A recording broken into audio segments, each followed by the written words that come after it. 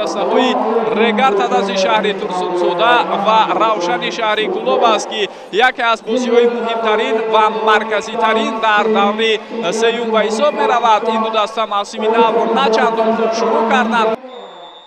аз маркази майдон футболбозони дастаи меҳмон тӯбро ба бозӣ медаронанд ва ин аввалин расиши тӯб зуд ба зарба ҷониби дарвозаи Сафармат Ғаффоров табдил ёфт. тӯб дар ихтиёри футболбозони Регар боқӣ монд. имконияти навбатӣ барои ба ҳамла гузаштан, фурсати бисёр хуб акнун ба ӯқӯ мепайвандад. Пас ба самти Фатулло бо тӯб, имконияти бисёр хуб, гузориши ӯ ва дар ин лаҳза танҳо зарбаи кунҷӣ ба фоидаи дастаи Регар Тадаз аст. Левченко бусам дучори бокс шуданд. Ин дафъа аз қаҳрамони феълии Лигаи Чемпионҳои Осиё Ал-Ҳилол бо ҳисоби 1-0. ирсоли тӯб сурат гирифт ва чӣ гуна имконият пайдо мешавад ва бисёр амолӣ ҳисоб кушода шуд. футболбозони Равшан тавонистанд ки ба таври бисёр олӣ аз ин фурсати худ истифода баранд ва ҳамакнун Коуаси Инасент ба задани гол муваффақ мешавад.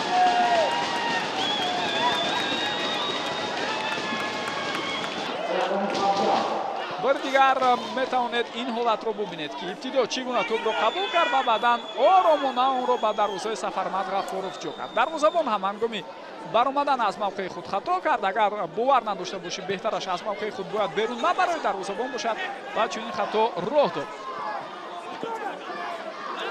Муҳаммад Буризов пас ба Сергей Прохоров. инҷо акнун Фирӯз Бобиев.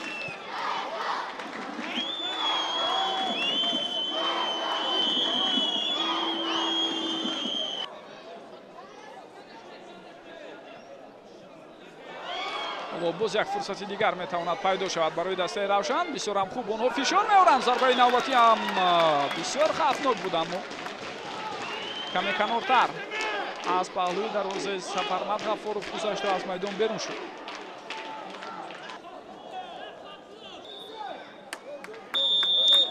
ба ин тартиб садои иштаки довар баланд мешавад ва он аз анҷоми нимаи аввали рақобат мо шуморо дар ҷараён мегузорад.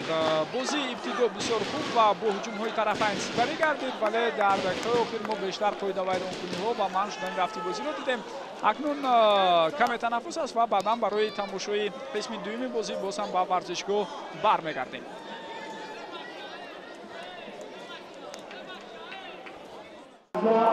қисми дуюми бозӣ бо иштироки дастаҳои Регар Тадази Турсунзода ва Равшани Кулоб бо ду тағйирот дар ҳайати футболбозони шаҳри Турсунзода оғоз мешавад ва чӣ тавре мебинем аз курсии бозигарони эҳтиётӣ ба майдон Суҳроб Ҷалилов рақами 20 ва рақами 59 Иброҳим Зокиров баромаданд. ҳоло имконияти навбатӣ Зокир Иброҳимов, паси ӯ, фурсати бисёр хуб, имкони зарбазанӣ пайдо мешавад ё на? зарбаи бисёр хавфнокро ҳам мебинем ва дар ин лаҳза чӣ тавре мебинед Алиҷони Айнӣ кӯшиш кард барои иҷрои зарба, аммо муваффақ нашуд. бисёр шонси хуберо футболбозони Регар ҳамин лаҳза дар ихтиёри худ доштанд. такрори ин ҳолатро якҷо метавонем бубинем. Зокир Иброҳимов, паси ӯ ва баъдан Шорух Сангов кӯмак мекунад.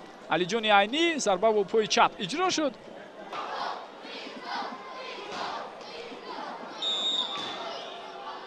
ин маротиб зарба аз ҷониби дарвоза ва бубинед ки Сафармат Ғаффоров бо душворӣ ин ҳолатро бартараф мекунад, аммо зарбаи бисёр хуби футболбози дастаи Равшан ба назар расид.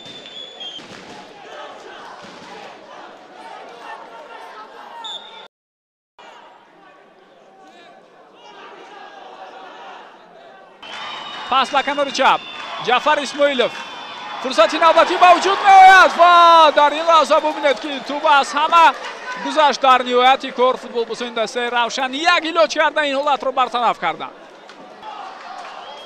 зуд тӯб ба бозӣ дароварда шуд. инҷо ирсоли навбатии тӯбро мебинем. фишори бозигарони дастаи Регар ҳамоно давом дорад.